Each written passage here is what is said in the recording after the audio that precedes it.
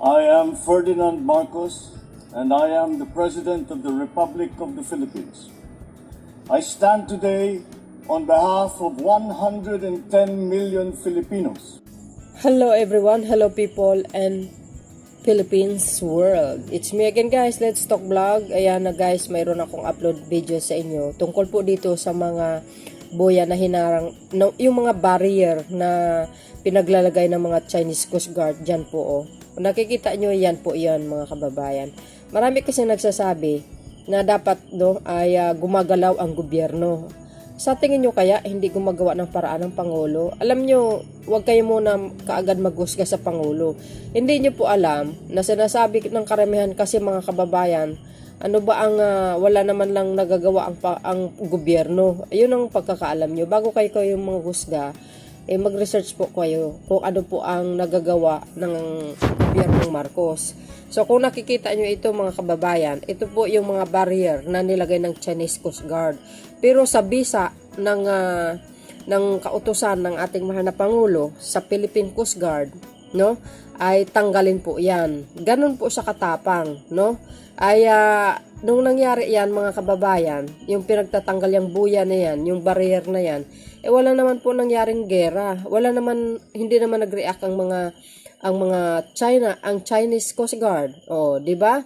So ibig sabihin, ang Pangulo ginagawa niya yung talagang dapat gawin kasi teritoryo po natin 'yan. Sa mga nagsasabi na walang ginawa ang Pangulo, doon po kayo nagkakamali. Bago po kayo magsalita, mag-research muna kayo. Ito guys, courtesy po ng Philippine Coast Guard na actually ay pinatawag po ni Pangulong Marcos Jr.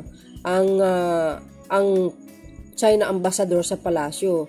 Siguro guys, kung ano man ang pinag-usapan nila mga kababayan, sila po ang nakakaalam niyan. Tapos kalaunan kinabukasan, ayun, in-announce ng Pangulo, kumbaga inuutos ng Pangulo na tanggalin po yung barrier na nakalagay kasi ang mga mangingisda guys, hindi makakapag-isda dyan. No? Oh, so ito ang patunay mga kababayan ayon sa utos ng Pangulo ay dapat tanggalin yung barrier dyan po na nilagay ng mga Chinese Coast Guard. O ayan, nakita nyo, pinutol. Yan po ay alinsunod po sa utos ng ating mahal na Pangulo, mga kababayan. No? Ewan ko lang kung nagagawa yan ng mga ibang administrasyon. Ganun pa man mga kababayan, panoorin po natin at pakinggan ang kanyang sinasabi tungkol po dito sa pagtanggal dito sa barrier na nilagay ng mga Chinese Coast Guard. Tingnan nyo at pakinggan nyo guys ang kanyang sinasabi. But before that, don't forget to like and hit the button bell para lagi kayong update sa aking mga upload videos. Bye, bye, bye. Babus! Thank you, sir. Last question, Argil Rolator, GMA7.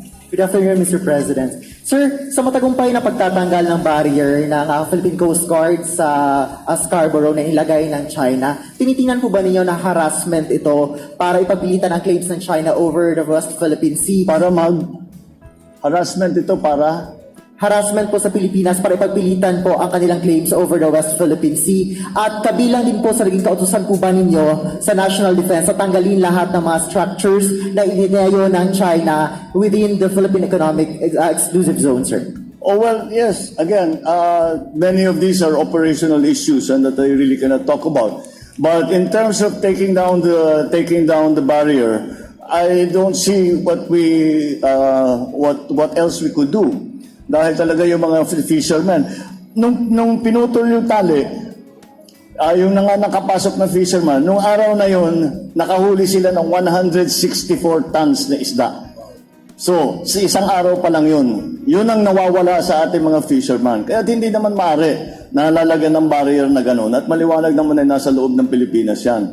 Kaya, sige, basta't hindi tayo naghahanap ng gulo.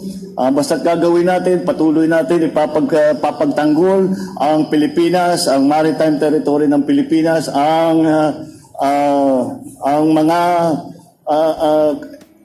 karapatan ng mga fisherman natin na mangisda doon sa mga areas kung saan sila nangingisda daan-daang taon na. Kaya hindi ko maintindihan ba't nagbago na ganito. Kaya basta kagaya ng sabi ko, hindi umiiwas nga tayo sa gulo, umiiwas tayo sa mga maiinit na salita, ngunit matibay ang ating pagdepensa sa teritoryo ng Pilipinas. Thank you, sir. Thank you, sir. Thank you. Mr. Thank you. President.